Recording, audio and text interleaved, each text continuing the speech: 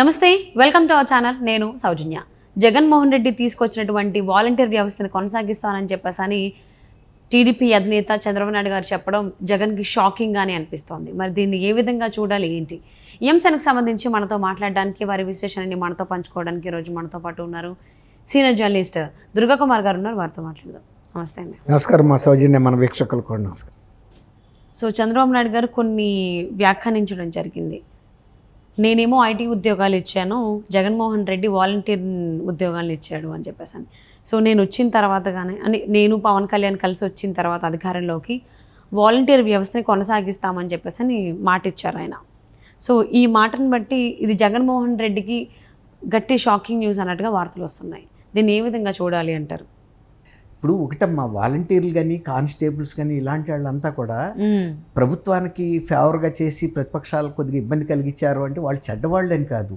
వాళ్ళు ఆ ఉద్యోగంలో ఒక ఒత్తిడికి శాసనసభ్యులు ఒత్తిడికి లోబడి మళ్ళీ పై అధికారులకు చేస్తారు, ప్రభుత్వానికి కంప్లైంట్ చేస్తారనేది. అది పాలకులు అనేవాళ్ళు ఎవరు కూడా అట్లాంటి వాళ్ళ మీద కక్ష సాధింపుకి దిగకూడదు. వాళ్ళ ఇబ్బందిని అర్థం చేసుకుని వాళ్ళని కూడా మళ్ళీ కాన్ఫిడెన్స్లోకి తీసుకుని పరిపాలన కొనసాగించాలి.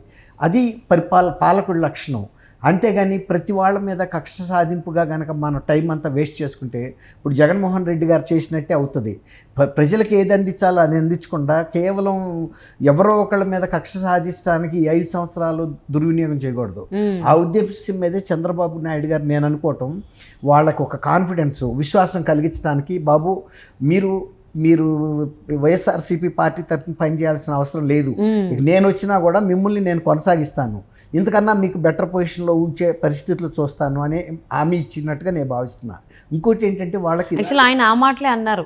సో మేము వచ్చిన తర్వాత కూడా వాలంటీర్ వ్యవస్థని కంటిన్యూ చేస్తాము, అది ఉంటుంది, దాన్ని ఏం తొలగించము, మీరు వైకాపాకి పనిచేయొద్దు అనేటువంటిది ఆయన మాట ఇచ్చారు యాక్చువల్లీ. సో అంటే దీన్ని చంద్రబాబు నాయుడు గారు చెప్పినటువంటి మాటలు ఏవైతే ఉన్నాయో ఇవి వాలంటీర్లు నమ్మేటువంటి అవకాశాలు ఉన్నాయి. ఎందుకంటే ఇప్పటి వరకు కూడా వైకాపాకి చాలామంది పనిచేశారు వాలంటీర్లు అని చెప్పేసి మనం వింటూ వస్తూ ఉన్నాము. మరి ఇప్పుడు చంద్రబాబు నాయుడు గారు చెప్పారు అని చెప్పేసి వైకాపాకి పనిచేయడం మానేస్తారా వాలంటీర్లు? ఇప్పుడు దాకా ఎవరు అడగలేదు కదమ్మా. ఇప్పుడు వాళ్ళు వైఎస్ఆర్సీపీ కస్టడీలో ఉన్నారు, వాళ్ళ శాలరీ ఇస్తున్నారు, వాళ్ళ చెప్పు చేతల్లో ఉన్నారు కాబట్టి వాళ్ళ మాట వింటారు. ఇప్పుడు మనం అదే చెప్పుకున్నాం, అందుకు మనం వాళ్ళని తప్పు పట్టకూడదు. ఇప్పుడు ఆ విశ్వాసం కలిగించిన తర్వాత వాళ్ళకి రాష్ట్ర వ్యాప్తంగా ఉన్న పరిస్థితి, వాళ్ళ ఓటర్లో వస్తున్న మార్పులు, ఈ పరిపాలనలో జరిగినటువంటి తప్పులు వాళ్ళకి తెలుసు కదా. ఇప్పుడు ఈ ప్రభుత్వం మారినప్పుడు చంద్రబాబు నాయుడు గారు లాంటి వ్యక్తి, చిన్న వ్యక్తులు వీళ్ళు ప్రభుత్వంలో ఉన్న చిన్న విభాగం కాబట్టి వీళ్ళని ఎక్కడో ఒకసారి ఇంకొక రకంగా తర్వాత అగ్రికల్చర్ ఆర్ట్కి ఉపయోగించుకోవచ్చు వీళ్ళని.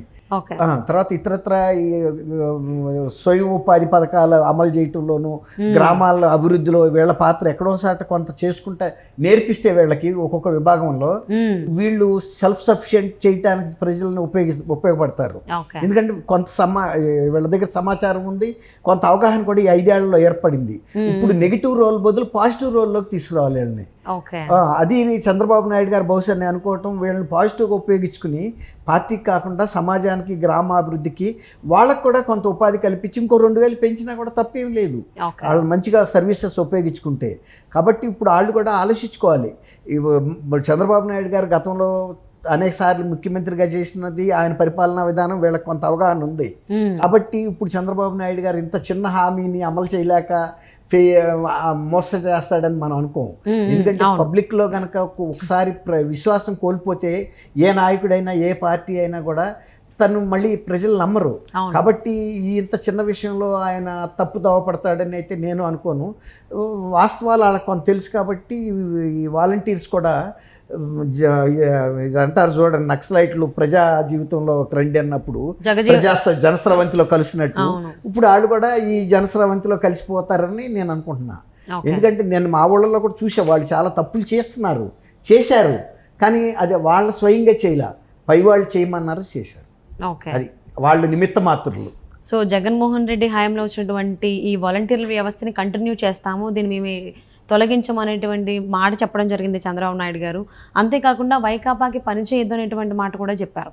సో దీన్ని బట్టి ఫర్దర్గా వాలంటీర్లు ఏ విధంగా నడుచుకుంటారు ఏంటనేది చూద్దామండి. ఇప్పుడు ఇంకోటి మీరు అన్నట్టు అటు కనుక చేస్తే వీళ్ళకి ఇబ్బందికరం కాబట్టి వాళ్ళ న్యూట్రలైజ్ చేయటంలో చంద్రబాబు నాయుడు గారు ఈ విధమైనటువంటి విధాన ప్రకటన చేశారని హామీ, ఇది ప్రకటన కాదు, హామీ ఇచ్చాడు. అట్లా ఇది పెద్ద గొప్ప విషయం కాదు అమలు చేయటం కూడా. వాళ్ళకి ఇస్తున్న 5,000 బదులు ఇంకొక 2,000 ఇచ్చి కూడా గ్రామాల్లో ఏమన్నా చేయొచ్చు వాళ్ళ అభివృద్ధి కోసం. చాలా పనులు ఉన్నాయి మా లేదు అంటే గ్రామాల్లో. వేరే ఉద్యోగాలన్నా ఇప్పించచ్చు. చాలా చేయొచ్చు. సో ఆయన అనుభవంతో Manpower చాలా కావాల్సి వస్తుంది. అవును. సో మరి చంద్రబాబు గారి అనుభవంతో పోల్చుకుంటే ఆయన చాలా చేయగలుగుతారు కాబట్టి సో మరి వాలంటీర్ వ్యవస్థను కూడా కంటిన్యూ చేస్తాను అనడం, వైకాపాకి పని చేయొద్దు అని చెప్పేసి ఆయన ఒక మాట కూడా అడిగారు. సో మరి ఆ రకంగా వాలంటీర్లు నడుచుకుంటారా ఏంటని చూద్దామండి. And thank you so much for spending your valuable time with us, Durga Kumar గారు. థ్యాంక్ యూ అమ్మ సౌజన్య. మన వీక్షకులు కూడా నమస్కారం.